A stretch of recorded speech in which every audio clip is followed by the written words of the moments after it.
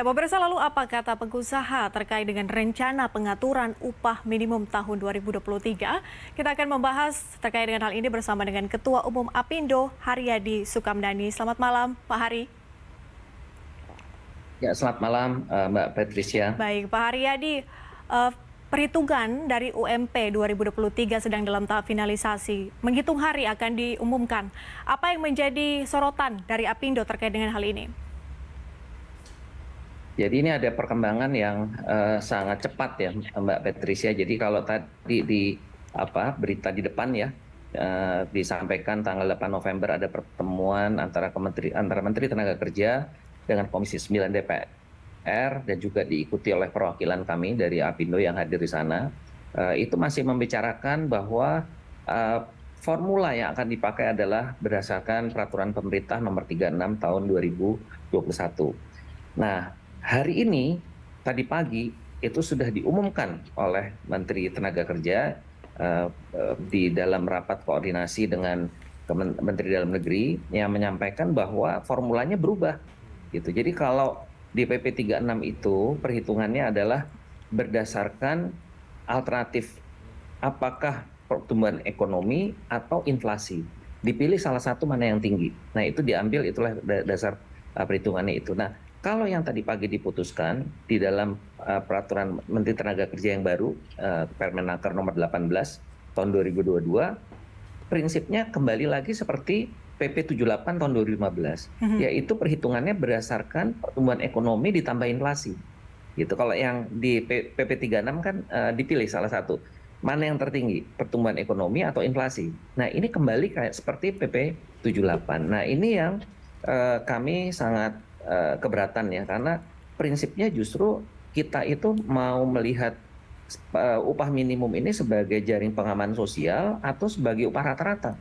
Gitu. Karena upah minimum adalah upah yang diterima oleh pekerja yang kurang dari 1 tahun, yang pekerja pemula. Jadi baru pemula mulai bekerja dan tidak ada pengalaman, bekerja kurang dari 1 tahun.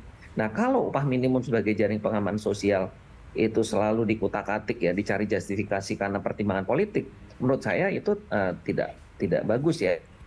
Dan nantinya kita tidak ada kepastian hukum dan akhirnya yang dirugikan justru masyarakat sendiri, rakyat Indonesia yang pencari kerja baru, yang angkatan kerja baru, mereka akan sulit. Karena upah minimum udah terlalu tinggi dan perusahaan atau pemberi kerja itu pasti akan mencari jenjang pengalaman yang lebih lama dan juga tingkat pendidikan yang lebih tinggi. Nah, ini nantinya akan masalah di sana. Dan kalau kita melihat seluruh data yang ada, Mbak Patricia, baik dari BKPM yang menunjukkan bahwa laju pertumbuhan investasi dengan penyerapan tenaga kerja itu berbanding terbalik. Investasinya naik pesat, tapi penyerapannya menyusut juga drastis gitu. Jadi misalnya saya ambil contoh tahun 2013 di mana investasi 393 triliun pada saat itu ya masih bisa menyerap 1,8 juta orang, atau rasionya 1 triliun itu bisa membuka lapangan kerja baru untuk 4.500 orang. Nah, di 2021 di saat investasinya melonjak 2 kali lipat lebih, 902 triliun, menyerapnya tinggal 1,2 juta orang, atau 1 triliun hanya bisa membuka lapangan kerja sekitar 1.300. Jadi menyusutkan 70%. Dan juga kalau kita lihat dari upah real, BPS kemarin juga sudah mengumumkan upah real yang diterima oleh pekerja di sektor formal itu justru sudah naik sebetulnya dengan formula PP 36, walaupun sudah dalam kondisi recovery pandemi, Mbak, itu naik secara nasional 12,2%.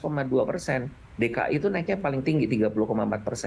Nah, kalau kita lihat lagi data dari penerima bantuan sosial ya, itu 98 juta orang lebih, hampir sekarang mungkin udah 100 juta. Nah, artinya apa? Rakyat yang rentan miskin itu sangat besar. Jadi ini kan ironis ya.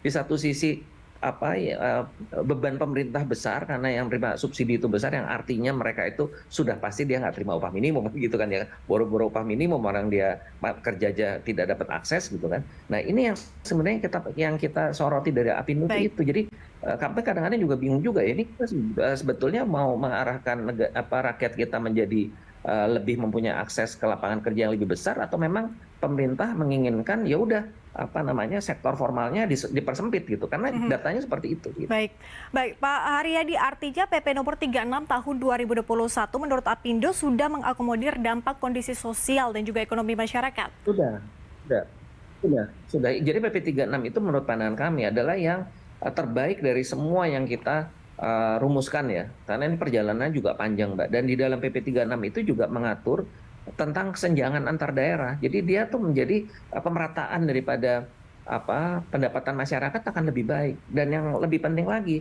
dengan PP 36 itu kita mempunyai ruang untuk memberikan lapisan di atasnya. Di atas upah minimum itu bisa kita ciptakan yang namanya struktur skala upah. Nah, kalau dengan Permenaker nomor 18 ini akan kembali setback gitu, akan mundur seperti halnya waktu 78 dulu gitu, PP 78 tidak ada layer lagi di atasnya. Dan yang jadi di satu sisi secara teknis ini memang setback ya, karena nanti hitungannya pasti akan direspons oleh pemberi kerja itu makin susut lagi kemampuan penyerapannya. Dan secara hukumnya juga jadi masalah gitu. Tadi kan saya sampaikan bahwa di putusan MK tentang Undang-Undang Cipta Kerja ini kan juga disampaikan bahwa tidak boleh ada aturan-aturan baru kan seperti itu ya. Lalu juga dari Permenaker sendiri yang Permenaker 18 ini juga bertentangan dengan PP 36-nya sendiri, PP 36-nya kan gitu. Jadi sesuatu hal yang secara hukum pun juga jadi bermasalah. Dan itu yang kami juga pertanyakan, kok bisa seperti itu?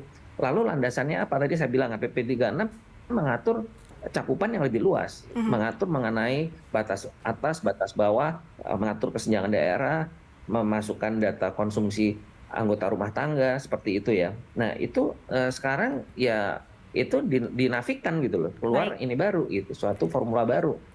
Baik, Pak Haryadi, artinya secara keseluruhan kalau bisa menggambarkan sebetulnya dampak yang paling terasa begitu ya dengan adanya Permen nomor 18 tahun 2022 ini khususnya untuk pengusaha seperti apa, Pak?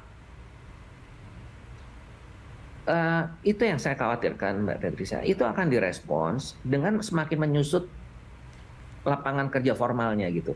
Jadi sekarang ini apalagi setelah pandemi, Mbak ya. Setelah pandemi ini kan kita udah kehilangan banyak lapangan kerja ya, karena selama pandemi akhirnya perusahaan semakin efisien, mereka melakukan multitasking, jadi karyawan itu bisa melakukan beberapa pekerjaan yang berbeda gitu. Jadi kemampuan keterampilannya juga meningkat. Nah, lalu ditambah dengan adanya kenaikan upah minimum yang tidak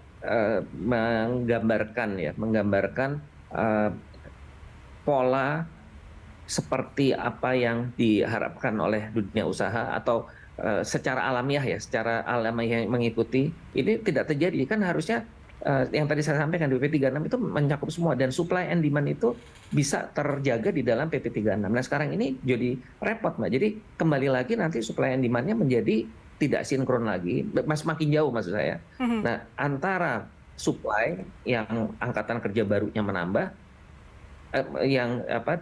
demand-nya menambah, demand-nya itu permintaannya itu sangat besar, tapi supply untuk tenaga kerjanya, supply untuk lapangan kerjanya makin sempit gitu. Ini kan jadi masalah ya nantinya ya, gitu. Jadi antara permintaan dan penawarannya itu sangat berbeda.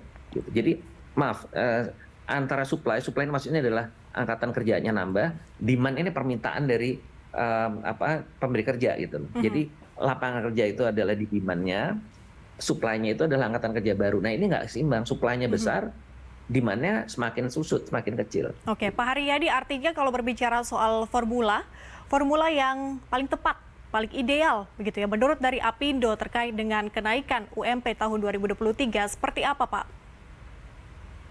Ya di PP 36 itu, PP 36 2021 yang paling tepat. Dan tadi kan Bu Menteri juga menyampaikan ya akan ada kenaikan. Ya udah pasti naik, PP 36 juga pasti naik, Mbak. Hanya naiknya itu mencerminkan kondisi real yang ada di masyarakat, yang ada di dalam kemampuan pemberi kerja, dan juga ekspektasi ataupun supply daripada pencari kerja gitu. Dan kembali saya ingatkan, ini adalah upah minimum itu adalah untuk yang belum pengalaman loh, bekerja kurang dari 1 tahun.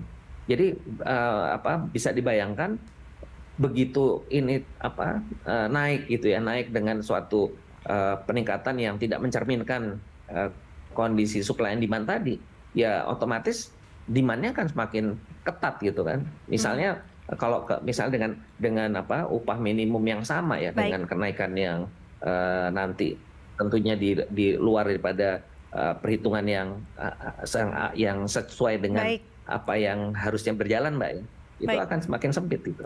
Pak Haryadi, tuntutan dari buruh itu kan adalah kenaikan 10-13%. Dari Apindo sendiri, harapannya seperti apa, Pak, ini ke depannya terkait dengan win-win solution lah di antara semua pihak yang terlibat. Ini seperti apa harapan dari Apindo? Ya, win-win solution-nya itu gini loh, Mbak. Kan tadi saya sampaikan, kalau perusahaan itu ditekan terus, memberikan itu sudah kan saya bilang tadi, datanya BKPM kan ada. Pertanyaan Mbak Patricia ini selalu aja sebenarnya semua pertanyaan gitu, jadi kayak diulang-ulang. Tapi saya sudah sampaikan. Jadi kalau bicara win-win, win-winnya itu untuk siapa, gitu kan? Kan harusnya negara itu berpikir. Ini tadi saya sampaikan kan, penerima bansos itu 100 juta orang loh, yang terima subsidi listrik, penerima bantuan iuran jaminan kesehatan nasional. Artinya apa? Mereka ini kan yang tidak masuk di dalam sistem kan? Kan itu harusnya diperhatikan gitu loh. Nah sekarang ini kalau kita bicara yang diuntungkan apa sih kalau upah minimum ini dalam tanda petik ya, itu adalah pekerja formal. Jumlahnya berapa sih pekerja formal? Kalau kita mengacu dari data BPJS Ketenagakerjaan itu kira-kira yang aktif itu 35 juta orang, Mbak. Baik, Gitu loh. 35 juta orang versus total angkatan kerja kita 140 juta orang. Nah, ditambah lagi dari 140 itu beririsan dengan yang terima bantuan sosial. baik, Jadi kalau Mbak nanya win-win, ya kembalikan lagi win-winnya untuk siapa gitu kan? Kalau kita baik. bicara win-win untuk negara, untuk bonus demografi, harusnya aturan itu adalah yang bisa menyerap, memberikan lapangan kerja seluas-luasnya untuk masyarakat. Baik, Pak Haryadi, kita nantikan tahap finalisasi akan seperti apa dan berapa kenaikan UMP di tahun 2023. Terima kasih Pak Haryadi sudah bergabung bersama dengan kami dalam Berita Satu Malam. Salam sehat, Pak Haryadi. Pemirsa